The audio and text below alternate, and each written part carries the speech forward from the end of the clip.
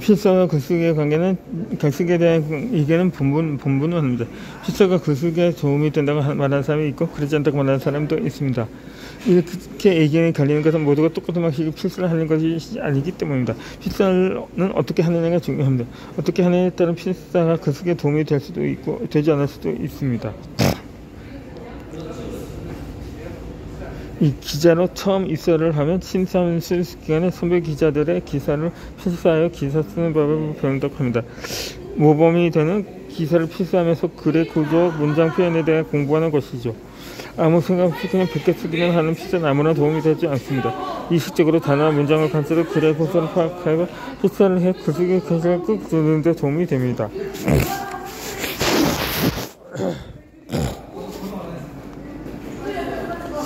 특수가 무슨 꿈을 잡고 필사한 것이 있다면 생각해 설치지 못했습니다. 그게 되었습니다. 쉽게 가고 가니까 밝은 원리가 비싼데 하도 없습니다.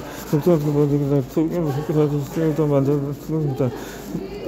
가족입니다. 손도 저희가 저도 옮겨지 잡고 하도록 해도 그게 쓸게 놀러 갈 수밖에 없습니다.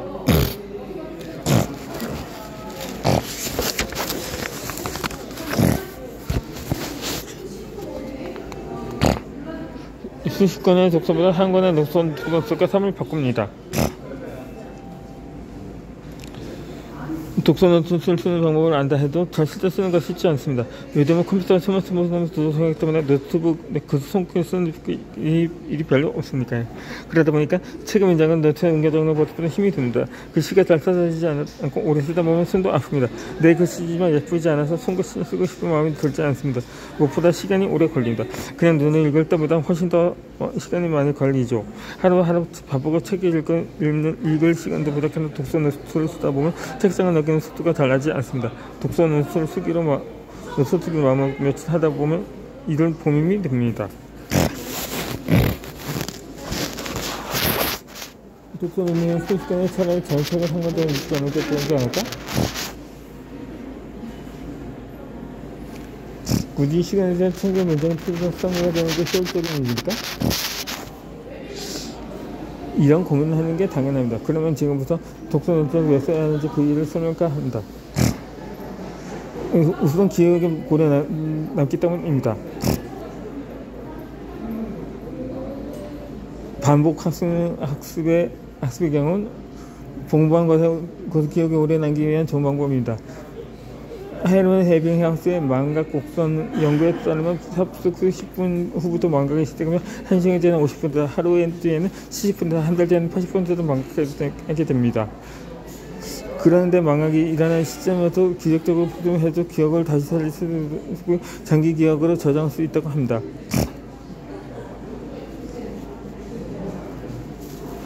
이 독서 노트는 이전 방금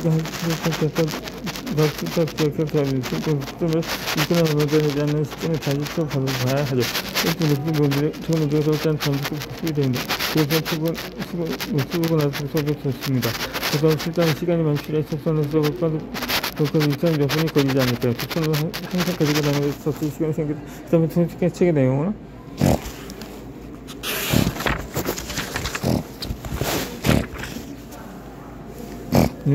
독서가 할 수 있습니다. 일체 독서를 쓰는 것을 큰 이유도 버스의 반복한 색깔을 오르게 얻어가는 독서가 할 수 있습니다. 두 번째는 제대로 응용할 수 있습니다. 책을 한번 읽는다가 내가 됐을까 마지막 페이지를 보기 위해 필요한 것과 독서는 특정한 문장을 만들 수 없습니다. 무슨 응기허시마 말처럼 문제가 첫째로 응기하기 전에 첫째는 읽어야 합니다. 마음에 드는 문장을 치고 미치지 독서는 첫째 문장을 조금씩 읽어보세요. 그리고 독서 문장을 천천히 써보세요. 독서 노트는 문장을 시간에서 참조합니다. 이해가 잘 되지 않는 문장이 독서노트 써보세요. 독서노트 쓰는 진짜 보면 의미가 순간이 있을 것입니다. 셋째는 제대로 생각할 수 있습니다. 독서노트를 쓰고 신기는 일이 일어납니다. 그냥 읽고도 달리 많은 생각이 떠오릅니다. 그럴까요?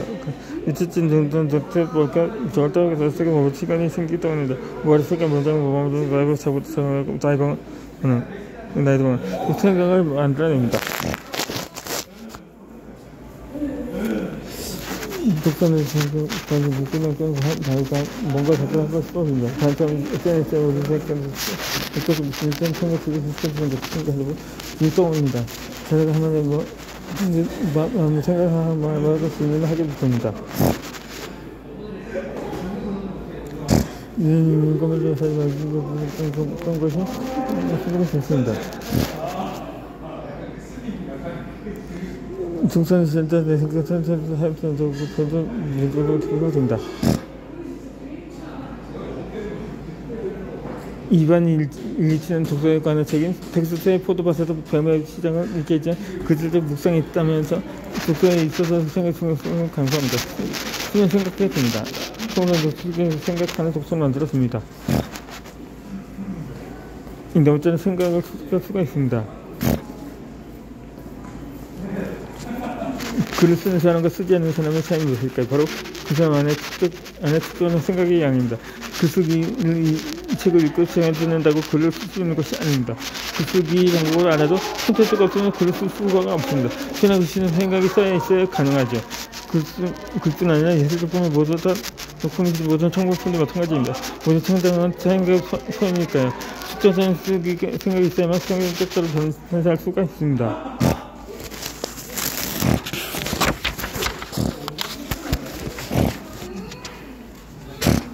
생각을 수집하기 위해서 어떻게 해야 할까요? 자연감을 하면서 생각을 수집해야 합니다. 독서노트는 책을 읽게 하는 간접 시간을 통해서 생각하는 걸 습관화하는 방법입니다. 독서노트를 꾸준히 책을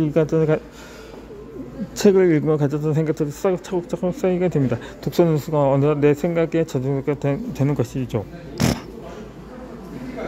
이 다음번에 창의적인 생각을 할 수가 있습니다.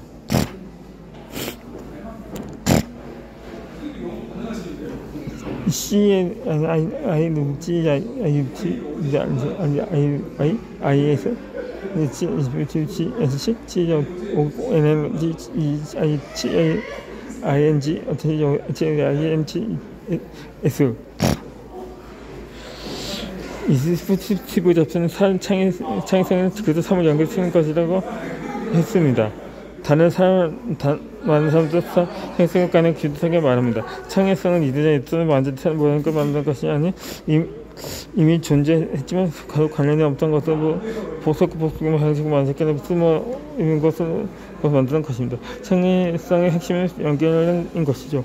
쓸모 있는 것을 만드는 것입니다. 창의성의 핵심은 외모 습관의 힘에서 저는 창의성을 올리기 위한 두 가지 방법으로 생각제 자료 수집하기, 생각 충분시키기를 언급했습니다. 독서노트는 생각의 자료 수집하는 저장소 역할을 합니다. 생각의 자료가 모이는 재미있는 일이 일어납니다. 숙제된 생각들이 서로 충돌하며 연결되고 정보와 정보 만나고 생각을 만납니다. 독서노트는 아는 반응 안에서는 생각이 다 충돌하고 새로운 아이디어가 생성됩니다. 저는 독서노트를 읽고 글을 새로운 수를 찾습니다. 독서노트에 적혀있는 과거의 내 생각과 현재 내 머릿속의 생각에 만날 때 글의 아이디어가 만들어집니다. 독서노트는 생각의 반응로입니다. 창의적 아이디어의 원천입니다. 6번째로 실천을 하게 됩니다.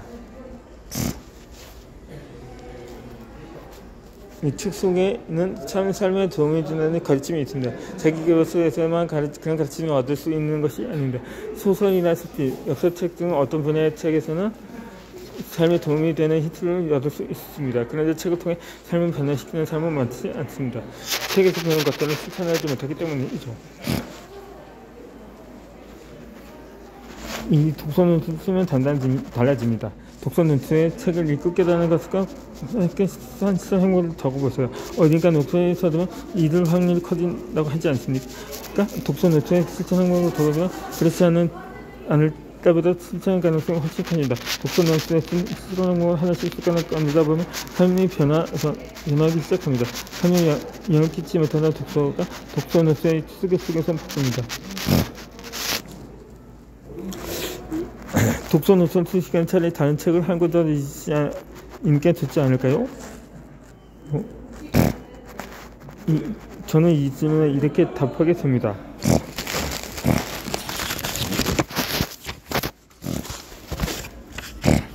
습관을 눈으로만 대충 읽는 것보다 독서 노트를 한 권 자주 읽는 것이 삶의 전부입니다.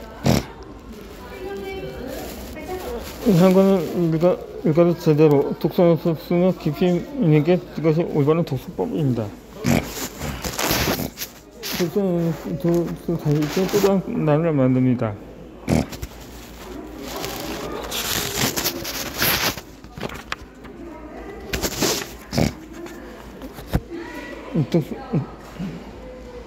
우선 적어놓으면서 세계 엄청난 것들은 잘 읽은 책에 있습니다. 전쟁 평소 박수입니다. 이번 부산에서 전투사제 계약도 아직 대표한 섞이는 면장이 같은 경우는 분명히 시즌 탐험을 이것이 바로 동산사자의 기록하는 면장을 다시 붙여보다 넣을 수 있으니까요.